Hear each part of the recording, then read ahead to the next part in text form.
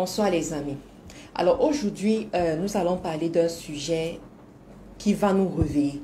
Parce que vous savez, l'une des choses que les entrepreneurs manquent, ou bien toutes les personnes, les visionnaires, manquent beaucoup dans leur vie, c'est la motivation, c'est des discours inspirants. Et aujourd'hui, nous allons avoir un discours inspirant pour toutes ces personnes qui sont visionnaires, toutes ces personnes qui ne sont pas allergiques à l'argent. Vous savez, moi, je ne suis pas allergique à l'argent et je n'ai pas peur de le dire. Et vous aussi, vous ne devez pas avoir peur de parler d'argent. Vous ne devez pas avoir peur de parler de richesse, de prospérité. Alors aujourd'hui, nous allons voir 5 choses principales que peut-être vous ignorez des riches, peut-être que vous connaissez ces 5 choses-là, mais de toutes les façons, aujourd'hui, je vais vous rappeler ces choses.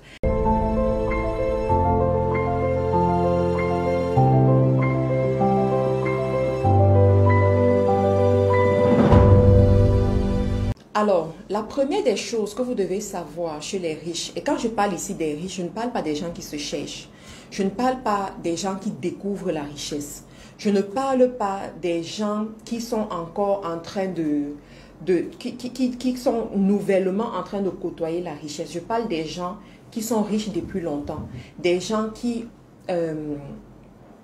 ont atteint un certain niveau de prospérité dans lequel ils ne se soucient plus d'eux-mêmes, mais se soucient de 2 générations après eux. Vous voyez? Ça veut dire qu'ils ont bâti assez pour eux-mêmes que maintenant, ils veulent laisser un héritage aux enfants de leurs enfants. Donc, la première des choses que vous devez savoir de ces personnes-là, c'est que leur héritage, en fait, leur richesse ne vient pas de l'héritage, mais ça vient de leur travail même. Vous voyez, j'ai étudié l'histoire de certains riches, de familles riches, des familles, des dynasties vraiment qui se sont démarquées, qui ont eu beaucoup d'argent. Et je me suis rendu compte que très souvent dans ces familles-là, on laisse la richesse. Vous voyez, les parents laissent la richesse, mais ce n'est pas cet héritage-là qui a rendu ces enfants-là riches ou bien qui les a gardés dans la richesse. Il faut savoir que l'héritage, c'est une chose. L'héritage te permet de gagner en temps. Mais ce n'est pas ça qui va faire en sorte que tu finisses riche. On a vu aussi plusieurs familles qui ont commencé, plusieurs personnes qui ont commencé avec l'héritage, mais après ont dilapidé cet héritage-là. Tout simplement parce qu'ils ne mesuraient pas le prix de ce qu'ils avaient entre leurs mains. Ils ne savaient pas garder la richesse. Vous savez, la richesse a quelque chose d'extraordinaire. J'ai fait une vidéo dernièrement sur ma chaîne YouTube Marthe Karine. Pour ceux qui ne sont pas encore sur YouTube, allez sur YouTube et passez le temps à suivre ces vidéos. Mettez les vidéos le matin quand vous vous réveillez. Mettez les vidéos le soir quand vous vous couchez. Avant de vous coucher. Et après 3 mois, venez me dire. Vous comprenez? Si votre vie n'a pas changé après 3 mois, je m'engage à vous rembourser votre connexion Internet. Parce que je sais ce que ça peut arriver, ce que ça va changer dans votre vie. Donc, j'ai fait une vidéo où je vous parlais du pouvoir de l'argent. Je vous parlais des lois sur l'argent. Et il y en a qui sont venus me dire, Marthe Karine, tu as dit quelque chose qui m'a beaucoup marqué, c'est que l'argent ne connaît pas son ancien patron. L'argent ne reconnaît pas les personnes qui l'ont possédé dans le passé. L'argent ne se rappelle pas que hier, il était dans votre compte bancaire. Hier, il était à vous. L'argent va vers celui qui sait l'attirer, qui sait le garder et qui sait le multiplier. Donc, si vous êtes un parent et que vous laissez l'héritage à vos enfants et que vous n'apprenez pas à ces enfants-là à attirer plus d'argent, à maintenir cet argent et à multiplier cet argent, ces enfants vont dilapider l'héritage. Il faut savoir que l'héritage, c'est un peu comme un capital. C'est comme un capital que tu as, mais un capital qui est important. Un capital en termes de biens ou un capital en termes d'espèces. Une fois que tu as le capital, ça ne veut pas dire que tu vas réussir dans ton business. Une fois que tu as le capital, ça ne veut pas dire que l'idée que tu as en tête va arriver à maturité. Une fois que tu as le capital, ça ne veut pas dire que cette vision que tu as va s'accomplir. Après avoir eu le capital, il y a encore certaines lois que tu dois appliquer, certaines choses que tu dois faire pour que cette idée puisse arriver à maturité et puisse te produire des fruits. Le capital, c'est un peu comme la chèvre que tu as. D'accord? Ici, on va rentrer dans le livre de Ricardo Kaniyama, mon mentor. Donc, le capital, c'est comme ta chèvre, ta première chèvre que tu as. Cette première chèvre-là, si tu l'entretiens bien, elle pourra te fournir un troupeau plus tard. Mais si cette première chèvre que tu as entre tes mains aujourd'hui, tu ne l'entretiens pas bien, tu vas la dilapider et tu vas tout perdre. Ce qui est bizarre, c'est que tu peux même avoir la chèvre. Elle te fournit un troupeau, un début de troupeau. Mais si tu ne connais pas quelles sont les lois pour fructifier ton troupeau, ce troupeau sera dilapidé un jour. Et on parlera de ça dans le passé. Il n'y aura même aucune trace qui montre qu'un jour tu as été prospère. Donc, les riches comprennent ça. Les riches savent que l'héritage, ce n'est même pas la chose qu'il faut regarder. J'ai même vu certains enfants, quand j'étais en Angleterre, qui ont carrément dit à leurs parents qu'ils ne veulent pas l'héritage. Vous comprenez? Qu'ils ne veulent pas l'héritage, qu'ils commencent leur vie en partant sur leurs propres moyens. Parce qu'ils se sont rendus compte que s'ils s'accrochaient à l'héritage, ça allait les tromper, ça allait les retarder, ça allait les amener en fait à penser sécurité, à se dire que bon, si ça ne marche pas, il y a quand même l'héritage. Et je vous assure qu'en affaires, c'est la pire des choses, c'est la pire situation dans laquelle vous pouvez vous trouver. À penser à la sécurité. Une fois que vous vous dites qu'il y a une sécurité quelque part, il y a des actions que vous n'allez pas prendre. Il y a un niveau de confort que vous allez avoir. Et dans ce niveau de confort, c'est le temps qui va passer. Parce que dans les affaires, la chose la plus importante, c'est le temps. Quand tu ne connais pas la valeur du temps, tu vas beaucoup perdre. Les choses que tu aurais pu faire en 5 ans, non, disons même en 1 an, ça va te prendre 10 ans parce que tu agis à partir d'une position de sécurité. Tu agis en te disant, j'ai le temps. Tu agis en te disant, si ça ne marche pas, il y a telle chose. Et ça, c'est la pire situation dans laquelle tu peux te retrouver dans les affaires. Je voudrais ici te parler d'un exemple qui m'a inspiré ces dernières semaines que je veux partager avec toi. Il s'agit d'un self-made américain qui s'est démarqué. C'est un monsieur qui avait l'héritage aussi. Mais je vais te montrer comment est-ce qu'il a exploité son héritage. Comment est-ce qu'il a exploité le fait que son père était déjà dans les affaires. Il s'agit de l'histoire de Rockefeller. Certainement, tu connais la grande famille Rockefeller. Certainement, tu as déjà entendu parler de leur histoire en bien ou en mal. Parce que vous savez, quand vous atteignez un certain niveau dans la vie, les gens vont raconter des histoires sur vous. Des fois, c'est vrai, des fois, c'est faux.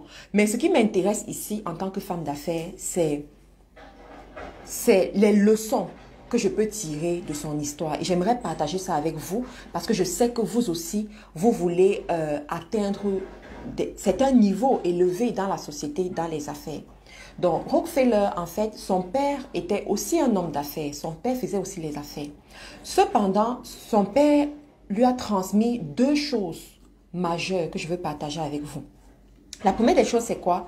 C'est que dès le départ, lorsqu'il commençait, il a compris qu'il ne devait pas se concentrer sur la façon dont son père faisait les affaires et sur l'héritage que son père lui laissait. Il a décidé de faire les affaires différemment. Il a fait fortune dans le secteur du pétrole, vous comprenez. Donc, c'était vraiment, à l'époque, c'était vraiment ça, le pétrole. Les gens se lançaient dans le pétrole, les gens se lançaient dans la production et tout. Mais lui, il s'est dit, si tout le monde est dans la production, tout le monde rentre dans la terre pour chercher les gisements de pétrole, toutes ces personnes-là, à un moment donné, auront besoin d'une personne pour produire, pour transformer ce pétrole. Et il a regardé autour de lui, il s'est rendu compte qu'il n'y avait pas plusieurs personnes qui transformaient le pétrole. Et c'est là où il s'est positionné. C'est là où il a décidé de bâtir sa richesse. Ça, c'est la première des choses. La deuxième des choses que j'ai compris de son histoire qui m'a vraiment marqué, c'est quoi? C'est, il avait compris très tôt, que le fait de donner aux pauvres allait le faire prospérer. Le fait de donner aux pauvres allait le propulser dans ses affaires.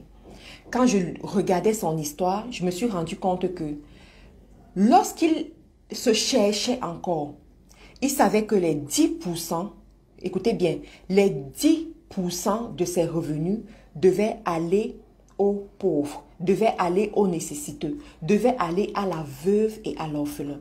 Et c'est l'une des choses qu'il a gardées dans tout son parcours. C'est la raison pour laquelle, à un moment donné, ils ont créé ce qu'on appelle la Fondation Rockefeller. Ils ont créé plusieurs activités ou bien plusieurs fonds pour aider les nécessiteux. Et là, je me suis posé la question de savoir si c'était une personne qui avait décidé de se contenter de l'héritage, de dire je vais juste prendre de ce que papa m'a donné et puis bon voilà, me contenter de ça, il n'allait jamais arriver au niveau où il est aujourd'hui. Le nom de cette famille n'allait jamais retentir aussi haut dans les nations comme on l'entend aujourd'hui. J'aimerais dire ici à toutes les personnes qui viennent des familles riches, parce qu'il y en a beaucoup sur cette page qui m'écrivent très souvent, ou bien de tous ces parents qui sont élevés en dignité, qui ont de la fortune qu'ils vont laisser à leurs enfants. Vous savez, apprenez les valeurs à vos enfants. Apprenez le jugement à vos enfants. Parce que quand tu prends l'histoire de Rockefeller, c'est le jugement, c'est les valeurs. Il avait une base de départ, c'est vrai, mais son jugement l'a amené à se dire que pendant que les gens vont dans la terre chercher le pétrole, moi, je vais les laisser. Je ne vais pas aller me mélanger.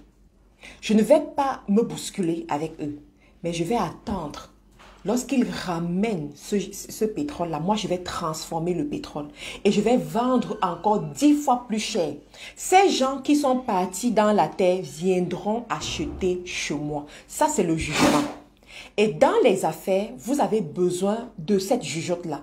Dans les affaires, vous avez besoin de voir les choses différemment. Aujourd'hui, sur Internet, tout le monde est devenu coach. Tout le monde fait la même chose. Tout le monde fait la même chose. Mais ça prouve juste que les gens n'apprennent pas à regarder encore plus loin. Les gens ne savent pas se mettre de côté et dire que, ok, si tout le monde devient coach, quel est le point central dont on aura toujours besoin et que personne ne voit? Et je vais me positionner à ce niveau-là. Si tout le monde aujourd'hui est dans l'agriculture, tout le monde cultive aujourd'hui, qui va transformer? Qui va transformer? Vous voyez, et c'est ça qui rend l'Afrique toujours pauvre. Parce qu'en Afrique, on est comme dans un seau de crapaud. Dans un seau de crapaud où tout le monde, on s'agrippe les uns sur les autres. Quand tu veux monter, on fait tout pour que tu restes en bas. On fait tous la même chose, la même chose, la même chose. Et du coup, on sature un secteur. Je prends un exemple, le commerce des mèches, par exemple. Il y a 10 ans, les gens ont fait fortune dans le commerce des mèches. Les gens se sont fait beaucoup d'argent dans ce commerce-là. Mais aujourd'hui, c'est devenu un business qui est l'ombre de lui-même. Pourquoi? Parce que tu as sur 1 kilomètre 100 personnes qui vendent la même chose. 100 personnes qui font exactement la même chose.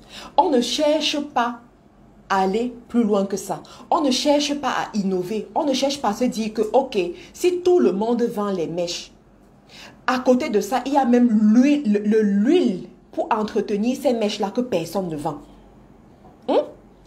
Comment faire pour qu'une mèche que tu as achetée puisse durer peut-être 2 ans, 3 ans et ait toujours son éclat? Personne ne pense à ça. Mais tout le monde pense à vendre uniquement la mèche. Pourquoi? Parce que le jugement n'y est pas. Rockefeller, il s'est dit, moi, je vais aller plus loin. Et ça, c'est le jugement. Autre chose, apprenez les valeurs, donnez. Et ça, c'est l'une des choses que j'ai observées chez tous les riches. Et quand on parlait souvent de l'histoire de Meghan et de Harry, les gens disaient que Meghan a eu beaucoup de chance pour avoir Harry. Je disais que non. Meghan n'a pas eu beaucoup de chance. Meghan a été une bonne calculatrice.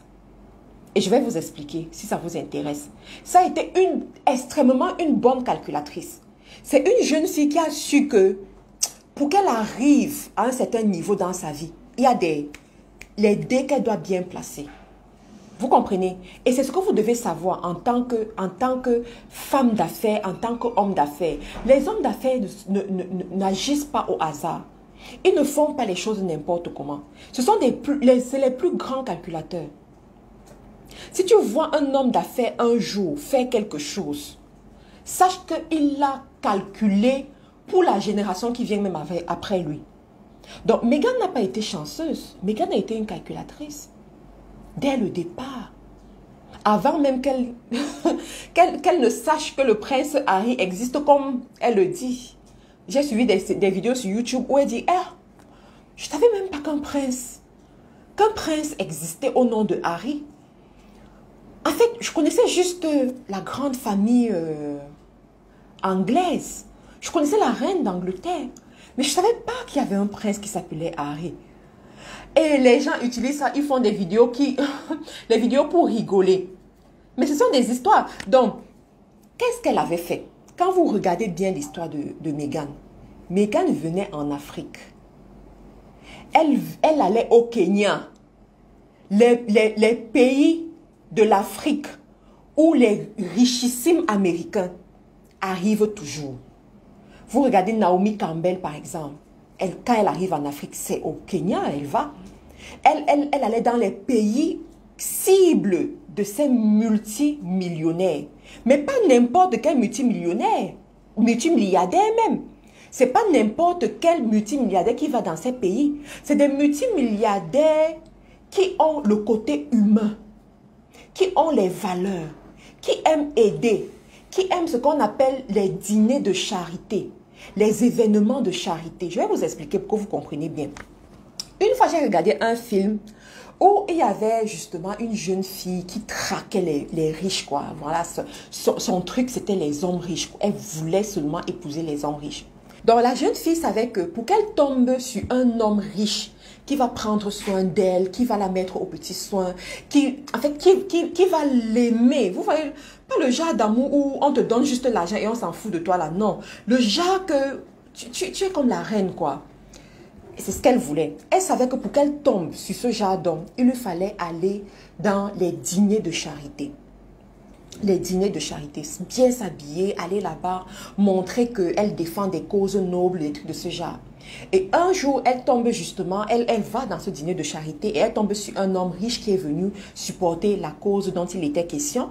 Et dans les discussions, l'homme riche lui dit, oui, voilà, j'aime beaucoup ce genre d'événement et je suis en train de regarder dans mon agenda s'il y a un autre événement comme ça et tout. Et directement, elle dit, oui, je connais un autre événement qui aura lieu de telle date. Et le monsieur lui demande, ah, vous parlez comme si vous connaissez dans la matière. Est-ce que vous avez l'habitude d'organiser ce genre d'événement? Elle a dit oui. Et quand elle dit oui, le monsieur donc se tourne avec son verre, il se tourne, il commence à la regarder que oui, parlez-moi un peu des causes que vous défendez et tout. Et du coup, elle ne se retrouvait même plus. Elle ne savait même plus ce qu'elle devait dire. Elle était complètement, c'est-à-dire que complètement perdue. Parce que elle, lorsqu'elle allait dans les événements, ce qui l'intéressait, ce n'était pas la cause. Elle s'en fout de la cause. Ce qui l'intéressait, c'était de rencontrer rencontrer des hommes riches, des futurs prétendants pour elle, en fait. Donc, la cause ne l'intéressait pas. Et du coup, le monsieur, bon, voilà, et elle était aussi jolie, belle et tout. Donc, finalement, il a commencé à causer avec elle. Ils ont échangé les numéros. Et voilà comment il est rentré dans sa vie à partir de cet événement. Donc, Meghan, en fait, elle savait que si elle va dans des pays comme la Tanzanie, le Kenya, tout ça, elle va rencontrer des hommes riches. Elle va aller aussi faire, voilà, aider les enfants, mais au-delà d'aider les pauvres, au-delà de, voilà, elle travaille son image, sachant que juste le fait que les journaux, les tabloïds, bon, les tabloïds peut-être ne parlaient pas encore d'elle à ce moment-là, mais vraiment les paparazzis, puisque c'était déjà aussi une star, les paparazzis vont parler d'elle. Vous voyez, ça va créer des connexions. Et effectivement, ça a créé des connexions. Ça a tellement créé des connexions que Un jour, elle se retrouve invitée par une amie et cette amie-là la connecte à Harry en disant que voilà, c'est une femme qui aime des choses comme toi, elle aime soutenir les causes nobles, c'est une femme ceci, c'est une femme cela et tout. Et puis, voilà comment la connexion se crée. Et quand la connexion se crée, vous savez quoi? Leur premier voyage, c'est en Afrique. Je suis même sûre que c'est elle qui lui avait dit, allons d'abord en Afrique, pour s'asseoir dans son cœur. Vous voyez? Donc, la stratégie. Et c'est ça les riches en fait. Les riches comprennent ce genre de choses. Et moi, j'aimerais vous dire aujourd'hui, quand vous évoluez dans la vie, vous devez être stratège. Vous devez savoir observer ce genre de choses. Vous devez savoir lire entre les lignes. Vous devez savoir voir ça et savoir prendre les bonnes décisions par rapport à ça. Mais moi, au-delà de tout ça, ce qui m'a vraiment marqué dans l'histoire de Rockefeller, c'est que lui, il savait que en donnant 10% pour aider les causes nobles, en donnant 10% pour aider les défavorisés, ça allait jouer dans ses affaires. Et moi, ça c'est une loi que j'ai toujours observée dans mes activités. Je me rappelle, même quand j'avais les revenus de 10 livres par semaine, de ces 10 livres-là, j'enlevais une livre et je mettais dans une enveloppe. Ça, c'est une loi que j'ai toujours observée. Et ça, c'est quelque chose que vous devez apprendre des riches, d'accord? La deuxième des choses que vous devez apprendre des riches, c'est quoi? C'est que les riches investissent sur eux-mêmes. Quand vous observez les riches, ils investissent sur eux-mêmes. Quand vous voyez un riche, il ne mange pas n'importe comment. Je parle des vrais riches, je ne parle pas des aventuriers. Je ne parle pas des gens qui découvrent la richesse. Dernièrement, j'étais à Ouagadougou et il y a un grand coach avec. Et il me disait que, Marthe Karine, est-ce que tu sais, il y a des bibliothèques où tu payes 2000 € pour 2 heures. On te laisse rentrer pour 2 heures où tu vas lire. Et puis tu ressors après les 2 heures. J'ai dit, waouh. Il me dit oui. Il me dit, la vraie connaissance ne se trouve pas dans les livres qui sont gratuits. La vraie connaissance qui va te transformer n'est jamais gratuite. Si tu veux ce qui va te transformer, ce n'est jamais gratuit. Et dernièrement encore, je suis allée dans une ambassade, je crois que tu dis ambassade, dans une ambassade, et il y avait certains journaux dans cette ambassade-là, certains magazines. Et c'était écrit sur ce magazine interdit d'être vendu. Et c'est ça qui a attiré mon attention.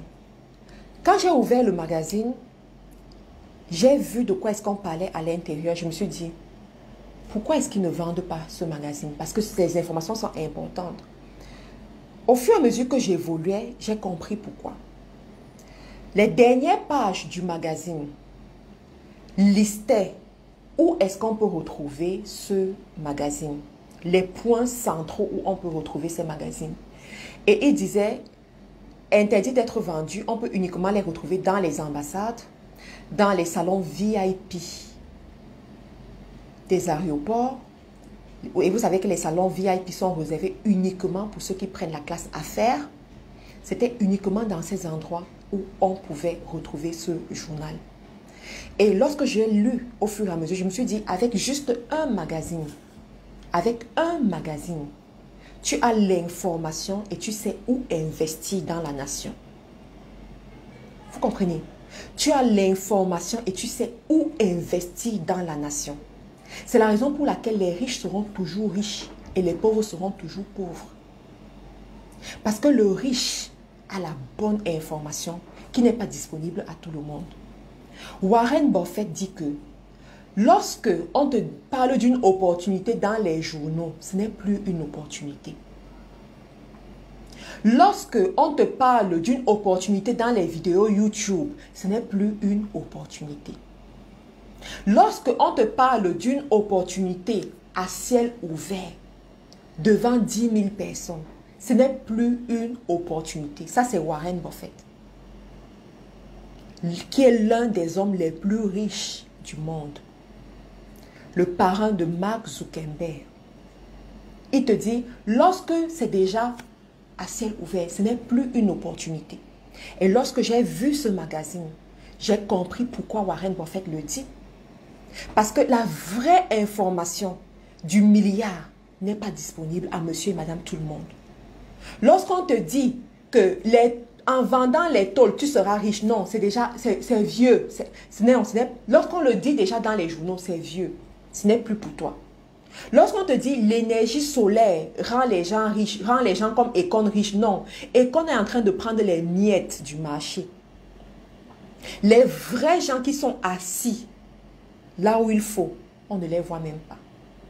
On n'entend même pas parler d'eux. Pourquoi? Parce que l'information vaut de l'or. Quand tu comprends ça, toi qui te cherches encore, quand tu comprends ça, toi qui aspires, parce que dans la vie, on aspire avant d'être. Dans la vie, on bâtit la grande vision. Dans la vie, on conçoit quelque chose avant de l'enfanter. D'accord? Donc, tu n'es pas disqualifié lorsqu'on parle de ce genre de choses. Donc, toi qui sais que tu veux arriver à ce niveau-là, qu'est-ce que tu dois apprendre à faire dès aujourd'hui? Apprends à investir en toi-même. Apprends à payer le prix sur toi-même. Ça passe par ce que tu consommes chaque jour. Quand je parle de ce que tu consommes chaque jour, le domaine est tellement vaste. La nourriture que tu mets dans ta bouche. On te dit par exemple que en mangeant l'huile rouge tous les jours, ça ne t'aide pas. C'est l'hypertension artérielle que tu es en train d'inviter dans ta vie. On te dit par exemple que en mangeant les fast-food, ça ne t'aide pas. Tu comprends pas. Tu dis, je suis très occupée. Je n'ai pas le temps pour faire la cuisine. Et du coup, je mange le fast-food. Le riche ne fonctionne pas comme ça. Le riche va prendre une cuisinière pour préparer pour lui parce qu'il sait que sa santé est importante. Vaut mieux investir sur sa santé pour pouvoir être d'attaque et aller chercher l'argent. Ça, c'est le riche. Le riche sait qu'il faut payer cher et envoyer ses enfants dans les bonnes écoles. Là où il s'est arrêté, ça doit être le point de départ de son enfant. Écoutez très bien. Là où il s'est arrêté, ça doit être le point de départ de son enfant. Et pour ça, il doit investir. Il doit mettre de l'argent. Il y a une école dans la ville de Douala où la pension des enfants, l'enfant de la CIL, je ne sais pas si dans tous les systèmes vous avez la classe de la CIL, c'est la première classe dans le système élémentaire des enfants. La classe de la CIL est à plus d'1 million de francs CFA. Ça, c'est juste la pension de l'enfant. Et à côté de la pension de l'enfant, il y a les frais d'entretien, le bus qui doit chercher l'enfant, il y a la cantine et tout. Ça veut dire qu'en fin d'année, le parent se retrouve en train de casquer près de 2 millions de francs CFA sur un enfant de moins de 5 ans, s'il vous plaît. J'ai des amis qui ont envoyé les enfants là-bas. Je demande à mon ami que tu envoies cet enfant dans une école pareille. Pourquoi? Elle me dit, Matt, je veux qu'on enseigne des valeurs à mon enfant. Je veux que mon enfant rencontre une catégorie de personnes. Elle me dit, tu sais, là où je suis, lorsque j'évolue dans la vie, les personnes qui m'ouvrent les portes sont mes camarades de classe. Les camarades de classe que j'ai rencontrés dans certaines écoles. Ce sont mes camarades qui sont des ministres. Ce sont mes camarades dont... Mais si je ne les avais pas rencontrés à l'université, à l'école, on n'aurait pas les rapports que nous avons aujourd'hui. Ils ne m'ouvriraient pas des portes. Et là, je vais revenir sur l'histoire de Kate Middleton en Angleterre. Je vous ai dit tout à l'heure que ses parents, dès l'enfance, dès sa naissance, ont conçu son avenir. C'était des parents, c'est-à-dire visionnaires. Ce sont des gens que je suis sur Instagram. Je les suis sur Instagram parce qu'ils sont très présents sur Instagram. Et très souvent, de temps en temps, il y a des comptes Instagram qui vont relater leurs histoires, qui vont revenir sur leurs histoires. J'ai pris la peine, parce que quand on célèbre l'anniversaire de la reine d'Angleterre en Angleterre, très souvent dans les villes, ils vont faire les fêtes. Et quand ils font les fêtes, ils vont vous relater l'histoire de la famille royale. Et j'aimais souvent ça, quoi. Donc, quand je sais que c'est la fête de la reine d'Angleterre, c'est son anniversaire, je vais sortir, voilà, je vais aller dans des pubs, je vais aller dans des restaurants, je vais aller dans des endroits où on te relate l'histoire de la famille royale. Et quand on te relate cette histoire, tu comprends que l'histoire de Kate, ça a été conçu au millimètre près. Dans sa chambre, on dit dans sa chambre, on avait mis les posters du prince. Donc, étant jeune, étant adolescente, avant même l'adolescente, elle avait les posters du prince. Ça, c'est la loi de la visualisation. La loi de la visualisation. Ensuite, ses parents ont dit, la famille royale envoie toujours les enfants à tel endroit faire les études. Nous aussi, nous allons envoyer notre fille là-bas. Ça va nous coûter ce que ça va nous coûter, mais on va envoyer notre fille là-bas. Peut-être qu'elle pourra rencontrer le prince. Peut-être que. Et effectivement, elle allait dans la même école que le prince, William, et elle a rencontré le prince. Et le reste, c'est de l'histoire.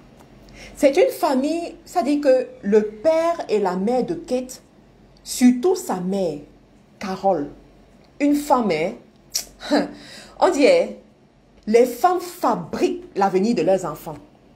Quand je vois cette femme, Carole Middleton, elle a fabriqué l'avenir de ses filles et de son fils. Elle a fabriqué leur vie. C'est une maman qui s'est assise. Elle a dit, je rentrerai dans la famille royale. Vous comprenez ça? Je dis, elle s'est assise, elle a dit, je rentrerai dans la famille royale. En Angleterre, à un moment donné, on appelait Kate Waiting Katie. C'est-à-dire celle qui a trop attendu. Parce qu'effectivement, elle a beaucoup attendu. C'est l'une des filles qui a eu les fiançailles les plus longues en Angleterre. Waiting Katie. Pendant le Waiting Katie, elle dit à sa fille, tu vas attendre. On va dans la famille royale. On va tout te dire, mais tu vas entrer dans la famille royale. Je serai la belle-mère du prince. La décision. La décision. Vous savez, ces choses, ça n'arrive pas par hasard. Quand vous voyez un aventurier riche, ça se sent. Quand vous voyez quelqu'un qui a parachuté, ça se sent. Elle a dit, on ira. Sa fille a attendu. Sa fille a essuyé tout ce qu'il fallait essuyer. Les insultes, les moqueries. Mais aujourd'hui, c'est elle. Aujourd'hui, c'est elle. Quand vous évoluez, vous devez apprendre à investir sur vous-même. Quand vous apprenez qu'il y a une opportunité quelque part, voilà, allez-y, même par curiosité. Investissez. Voyagez. Dans l'une de mes vidéos, je vous ai dit, vous devez apprendre à voyager. Il y a beaucoup parmi vous. 30 ans de votre vie, vous n'êtes jamais sorti de votre pays. 30 ans. Ça dit que cette année, tu vas fêter ton 30e anniversaire et même plus. On te demande où est ton passeport. Tu n'as pas de passeport. Tu n'es jamais sorti de ton pays.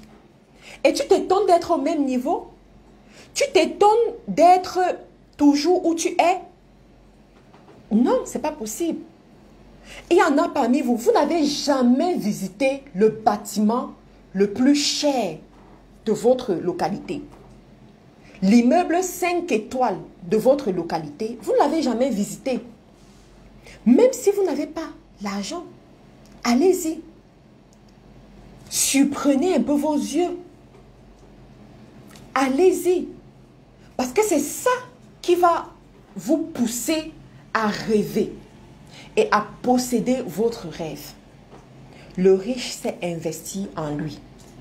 La troisième des choses que vous devez apprendre des riches, c'est quoi? C'est que le riche parle peu, mais écoute beaucoup. Le riche parle peu, mais écoute beaucoup. Une fois en Angleterre, je travaillais quelque part, je ne veux pas rentrer dans plus de détails que ça, je travaillais quelque part et mon travail m'a mené à rencontrer plusieurs personnes. Et une fois, on m'a envoyé dans l'un des quartiers les plus riches de l'Angleterre qui s'appelle Kensington. Et quand c'est le quartier mais aussi où vit la famille royale, voilà, ils ont leur maison là-bas et tout. Kensington en Chelsea. Et c'est vraiment les familles, voilà, les familles qui se distinguent, qui habitent là-bas. Et je suis allée dans cette famille et ils m'ont posé des questions sur moi. Mais c'était vraiment des questions, si tu veux, tu réponds, si tu veux, tu ne réponds pas. Et me voilà d'une question à une autre, ils ne font que me poser des questions, jusqu'à me poser des questions sur mon pays. Je dis que mon pays c'est le Cameroun, bien entendu. Ma localité du Cameroun, c'est l'Ouest Cameroun, le nom de mon village et tout. Je leur ai répondu naïvement, simplement. La prochaine fois que je suis revenue dans cette maison, vous savez ce qu'ils m'ont dit? Ils m'ont parlé du Cameroun. Ils m'ont parlé de ma localité. Ils m'ont dit, dans ma localité, le chef s'appelle comme ça. Il y a tel nombre d'habitants. Voici ce qu'on dit de cette localité-là. Ils m'ont parlé de tout ça. Je les ai regardés, je dis que wow.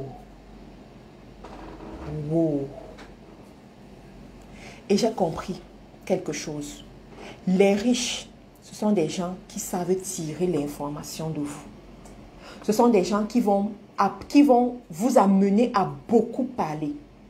Qui vont utiliser toutes les stratégies pour vous amener à beaucoup parler. Et pendant que vous parlez beaucoup, vous livrez vos secrets.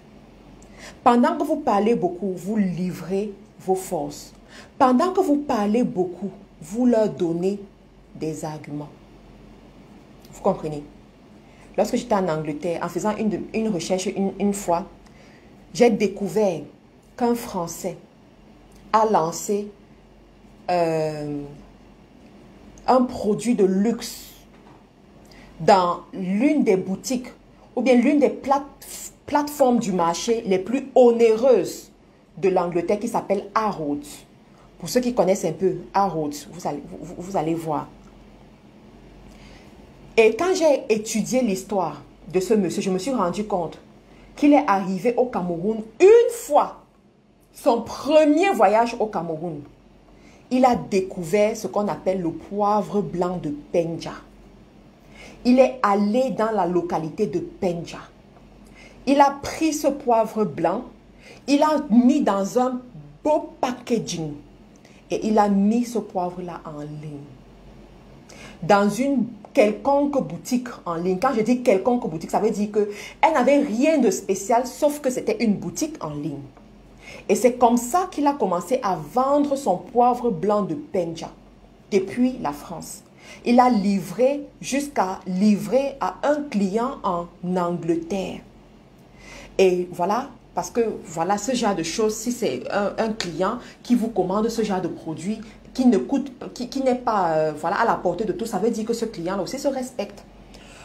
Et c'est tombé entre les mains d'une personne qui avait des affinités avec Harrods. Et voilà comment est-ce que son produit se retrouve à Harrods, en Angleterre.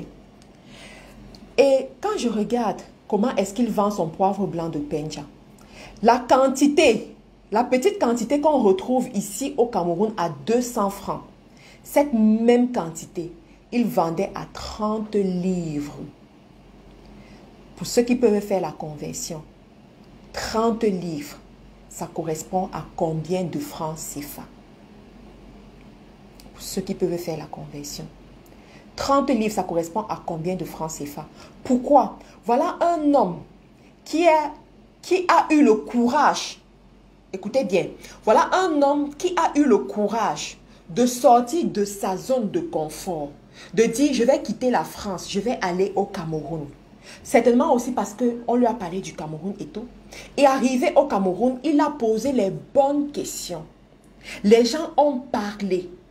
Les gens ont tellement parlé qu'il a décelé une opportunité. En quoi? Le poivre blanc de Penja. Pendant que les propres Camerounais négligent le poivre blanc de Penja, pendant que les propres Camerounais se disent que on va juste mettre ça dans nos repas ici au Cameroun et on va rester au Cameroun avec ça. Lui, il s'est dit, je peux aller plus loin que ça. Il a ouvert le site. À partir du site, il s'est retrouvé à Harrods avec le poivre blanc. C'est-à-dire qu'à l'époque, quand j'ai vu cette histoire, ça m'a tellement révoltée que j'ai envoyé les gens dans la localité de Penja me récupérer le poivre. Je voulais aussi lancer le poivre blanc et tout. Vous voyez, je voulais aussi lancer ça directement. Pourquoi? Parce que je me suis dit, non, on ne peut pas être comme ça. Vous savez, il faut apprendre. La richesse, c'est dans les petits détails. Vous comprenez? La richesse, c'est dans les petits détails. Et il faut apprendre de ces choses-là. il faut apprendre, il faut voir et essayer. Il faut voir et imiter ce qui marche pour pouvoir aller plus loin que ça. Vous comprenez? Donc, il y a une cinquième chose que j'aimerais vous transmettre ici qui va beaucoup intéresser les parents. Si vous êtes parent, vous devez écouter cela. Mais avant, je voudrais vous inviter à voir ce livre des hommes et des femmes d'affaires. Proclame sur ton business. Si tu n'as pas encore ce livre, tu devrais avoir ce livre. Ça, c'est un best-seller. Plus de 1000 ventes en un mois de son lancement. Ça veut dire que c'est un bon livre. Vous voyez, lorsque un livre atteint plus de 1000 ventes en un mois de son lancement, ça veut dire qu'il est extrêmement intéressant que les gens ont envie de l'avoir. J'ai eu des gens qui ont acheté 10 exemplaires. D'autres qui ont même pris 30 exemplaires du livre, pas pour aller revendre, mais pour aller donner à d'autres personnes tellement c'était intéressant. Donc vous avez, il y a beaucoup d'Africains n'aiment pas lire. Pourquoi? Parce qu'on écrit dans un langage qu'ils ne comprennent pas. C'est ça la raison. On vous a habitué à l'école à lire les livres qu'on écrivait avec des histoires où vous ne vous retrouvez pas, avec un style dans lequel vous ne vous retrouvez pas. Mais l'Africain aime lire. La vérité, c'est que l'Africain aime lire. Moi, j'ai confirmé ça avec ce livre. Donc, moi, j'ai écrit le livre en tenant compte de mon audience, en tenant compte que l'Africain doit se sentir à l'aise. J'ai des gens qui me disent que j'ai lu le livre en 2 heures de temps. C'est pourtant pas un harlequin. Vous comprenez? C'est pas un harlequin, c'est un livre d'affaires. Il y a des gens qui l'ont lu en 2 heures de temps. Pourquoi? Parce que c'est écrit de façon facile à digérer. Vous voyez? Donc, je vous conseille de prendre ce livre. Il est disponible sur mon site. D'accord? Il est disponible sur mon site à 16 livres. Il est disponible en Afrique à 10 000 francs CFA. Vous voyez? Vraiment, c'est prix cadeau, quoi. C'est vraiment prix cadeau. À 10 000 francs CFA, vous l'avez en Afrique. Vous pouvez l'avoir au Cameroun. Dans la ville de Douala, il est disponible dans nos locaux à Makepe et moi je suis au bureau régulièrement. Je peux vous faire une dédicace et on peut prendre une belle photo pour que vous puissiez avoir un souvenir du livre, d'accord? Vous pouvez également l'avoir dans nos locaux au Gabon à 10 000 francs, dans nos locaux en Côte d'Ivoire à 10 000 francs, auprès de nos partenaires au Burkina Faso, auprès de nos partenaires au Togo, au Mali, au Sénégal.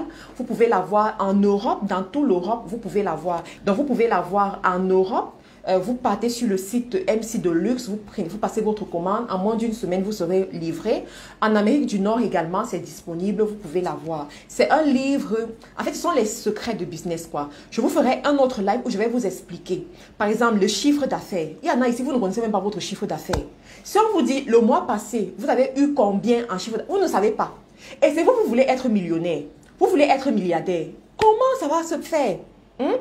Il y en a parmi vous, on vous demande quelle est votre zone d'influence dans les affaires. Vous ne connaissez pas. Vous ne connaissez pas. Quelle est votre zone d'influence dans les affaires? Vous ne connaissez pas. Donc, dans ce livre, on t'enseigne tout ça. Tu comprends? Proclame sur ton business avec des histoires. Il y en a parmi vous, les femmes. Vous avez la graine de l'entrepreneuriat. Vous savez que sur 10 femmes, il y a 5 femmes qui ont la graine de l'entrepreneuriat. 6 femmes même qui ont la graine de l'entrepreneuriat. Sur 10 femmes, il y a 6 femmes qui ont la graine de l'entrepreneuriat. Mais sur 10 femmes, il y a 8 que leur mari ne va pas accepter qu'elles se déploient dans les affaires. 8. Ça veut dire qu'à un moment donné, vous devez vous documenter. Vous devez savoir pourquoi est-ce qu'il refuse et comment est-ce que je dois faire pour qu'il accepte que je fasse les affaires et que je réussisse dans les affaires. Et j'aimerais dire ici, pour ceux qui veulent avoir le livre, appelez le numéro. Vous comprenez? Apprenez à aller chercher ce qui est à vous. Apprenez à décrocher ce qui est à vous. Donc, appelez le numéro et puis nous allons répondre et on va mettre le livre à votre disposition, les amis. D'accord? Donc, on a les livres qui sont disponibles. Et maintenant, je vais donner une autre information pour celles qui sont en Europe et en Amérique du Nord. Seulement pour elles. Donc, pour celles qui sont en Europe et en Amérique, je vais vous expliquer pourquoi je dis que c'est seulement pour elles. Donc, vous avez la possibilité de prendre également les goodies, les tasses comme celle-ci. C'est très important. Vous devez avoir vos tasses. Des tasses qui vont vous motiver comme ça, femme forte, belle et intelligente. Je suis née pour réussir. On vous a mis le lien de mon site. Vous allez sur le site et puis vous allez voir des tasses comme celle-ci. Une femme, écoutez, on vous a enseigné que les femmes doivent avoir leur make-up, les femmes doivent avoir leur rouge à lèvres. En passant, même, il faut que je mette un peu mon rouge à lèvres. On vous a appris que les femmes doivent avoir leur make-up, doivent avoir leur rouge à lèvres, doivent gloss, tout ça. Mais moi, je vais vous apprendre que les femmes doivent boire le thé. Écoutez, les femmes doivent boire le thé. Pourquoi? Parce que, premièrement, ça t'aide. D'accord? Ça t'aide au niveau de la stabilisation de ton poids. Parce que nous, les femmes, à un moment donné, le poids, c'est un problème. Donc, ça va t'aider au niveau de la stabilisation de ton poids. Ça va t'aider aussi au niveau de l'énergie. Tu as besoin d'énergie pour faire toutes tes activités. Tu as besoin de l'énergie pour être au top, pour gagner de l'argent, pour t'occuper de ton mari, t'occuper de tes enfants, t'occuper de tes activités. Donc, tu as vraiment besoin d'énergie. Et là, le thé va t'aider. Bon, je ne vends pas le thé. Il y en a qui disent que c'est parce que tu vends les thés. Je ne vends pas les thés. J'ai appris la culture du thé chez les Anglaises. Voilà, j'ai beaucoup côtoyé les Anglais de souche. Tu ne peux pas rentrer dans la maison d'une Anglaise ou d'un Anglais sans voir le thé. Ils ont toujours deux choses chez eux. Même le plus pauvre en Angleterre a toujours deux choses, le lait et le thé. D'accord? Donc, vous devez avoir vos thés, des tasses inspirantes comme ça qui vont vous rappeler que vous êtes une femme de vision, vous allez quelque part dans votre vie. On a aussi ce modèle de tasse ce sont les tasses magiques. Donc, ça change de couleur et voilà, ça change de couleur lorsqu'on met l'eau chaude à l'intérieur. Vous pouvez avoir ça, n'est-ce pas? Quand vous recevez les gens à la maison, vous les surprenez un peu avec ce genre de tasse. On va dire que, hey, tu as pris ça où? Oh, tu as fait comment pour avoir ça? C'est ça les femmes.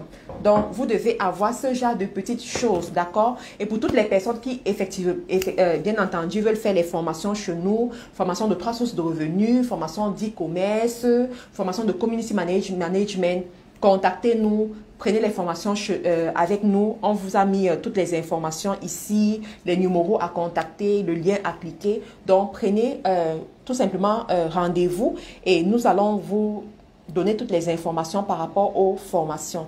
Donc, en ce moment, nous préparons la rentrée des community managers dans la ville de Douala. Donc, nous formons des community managers. Nous avons toujours 100%. En ce qui concerne l'efficacité de la formation et aussi la pré-formation. Ça veut dire qu'après la formation, ils vont trouver du travail, ils seront recrutés quelque part, ils vont trouver des clients avec lesquels ils vont travailler. Donc, nous les formons avec la graine de l'entrepreneuriat en fait, vous voyez, et ça contribue effectivement à lutter contre le chômage dans notre pays. Rappelez-vous que l'une de mes citations favorites, c'est « Ne te demande pas ce que la nation a fait pour toi, mais demande-toi ce que toi tu as fait pour la nation. » Et moi, j'ai décidé d'aider ma nation, vous voyez, d'aider ma nation en formant les jeunes au métier du digital et particulièrement en offrant ces formations de community management à très petit prix et en mettant à leur disposition toute une équipe qui va les aider à atteindre leurs objectifs. Nous avons tout un centre de formation ici dans la ville de Douala. Et nous sommes en train de préparer d'autres centres de formation dans d'autres villes. Ça arrivera très bientôt et vous serez informés, d'accord? Et tout ceci est possible grâce à vous parce que vous me soutenez beaucoup. Franchement, quand je lis souvent vos messages, vos commentaires, ça me va droit au cœur. Le soutien est juste extraordinaire, les amis. J'apprécie énormément. Pour nos formations, vous pouvez aller sur MC International Business Academy. Vous aurez toutes les informations là-bas. Donc, c'était juste une petite parenthèse. On va continuer avec notre enseignement. Donc, la 5e chose et la dernière chose que vous devez apprendre des riches, c'est quoi? Les riches choisissent avec minutie et intelligence leurs yeux et les yeux de leurs enfants. Les riches ne jouent pas n'importe comment. Ils ne sont pas dans n'importe quel jeu. Et je vais vous enseigner, je vais vous expliquer pourquoi.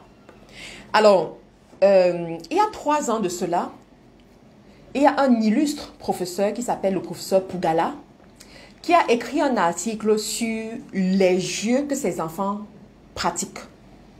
C'est là où ça a attiré mon attention. C'est à partir de cette étude, de cet article que j'ai fait ma propre étude sur les jeux des riches. Quand le professeur Pougala a écrit cet article sur les jeux de ses enfants, il mettait en exergue le fait que pour pouvoir bâtir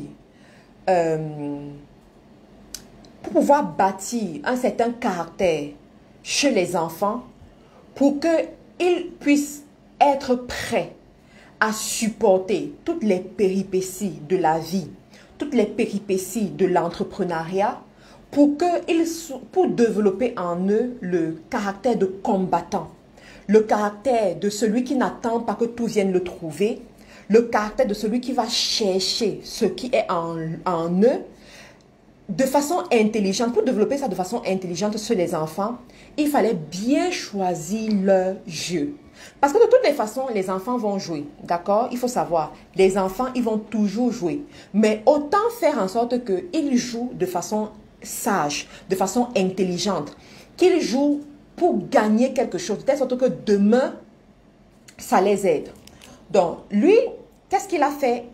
Il s'est penché sur... En fait, il s'est penché sur la culture chinoise.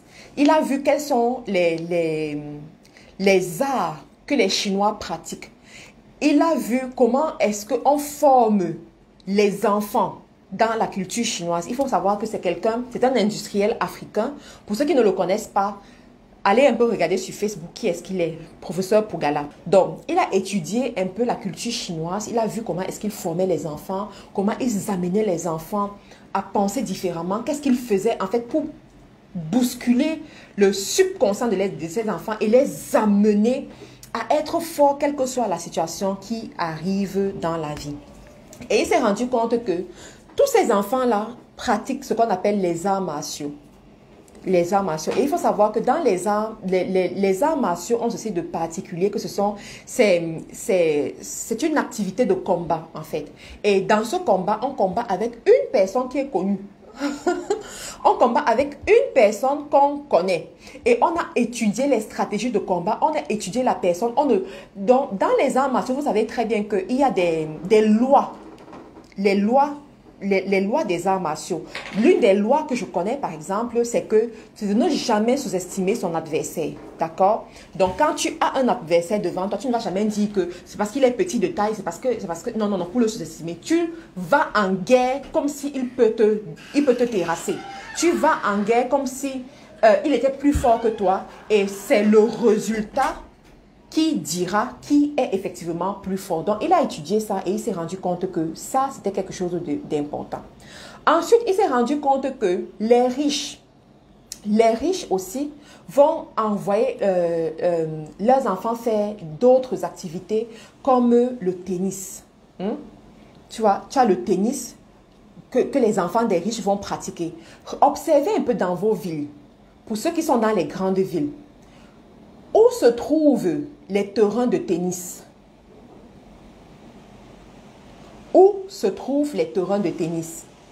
Les terrains ou bien les stades de tennis se trouvent dans les quartiers résidentiels de riches. Pas dans les quartiers de pauvres.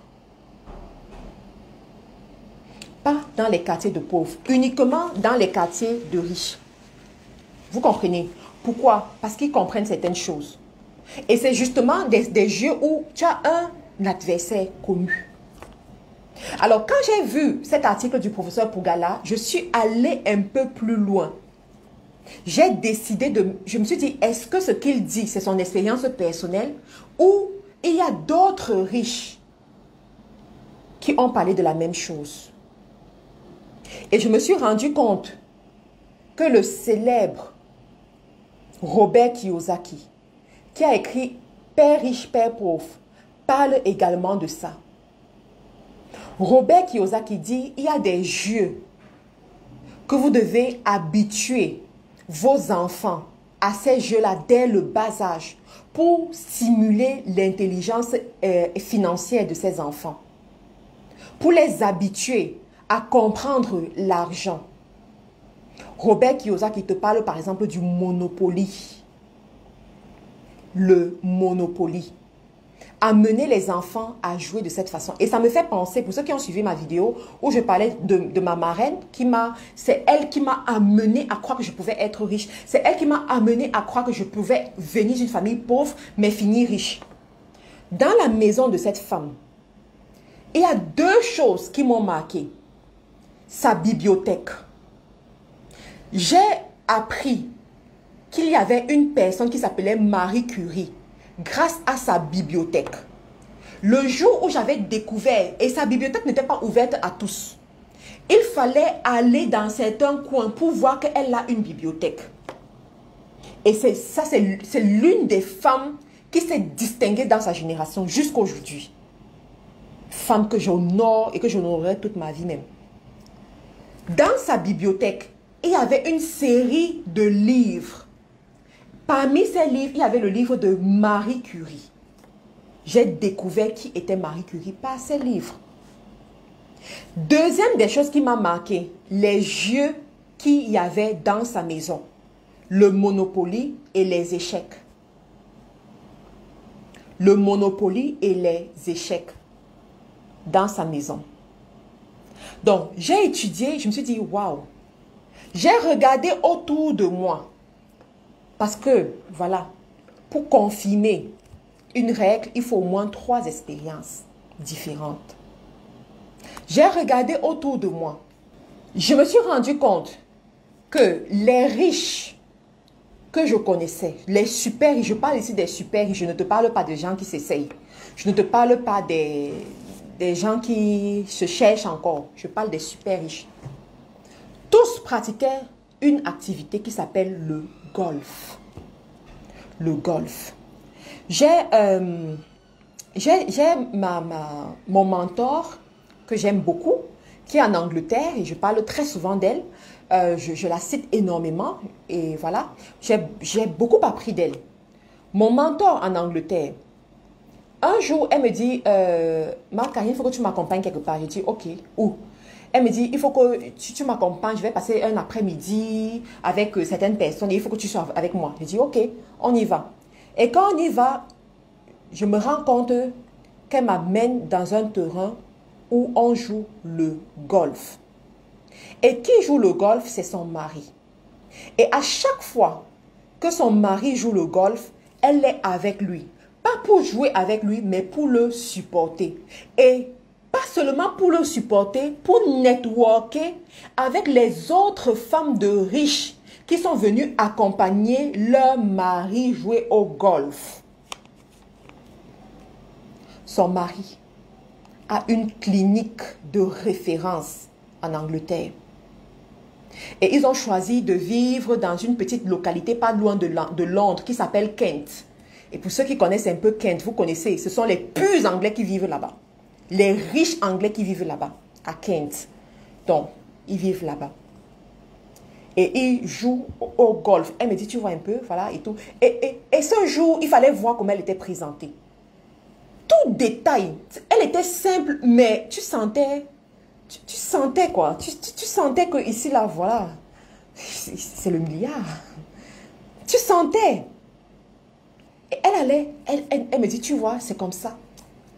Ici en Angleterre, tu dois savoir t'entourer. Tu dois savoir où aller. Mon mari, il aime le golf. Il aime le golf. Il dit, ah maman, tu es sûre que ton mari là aime le golf?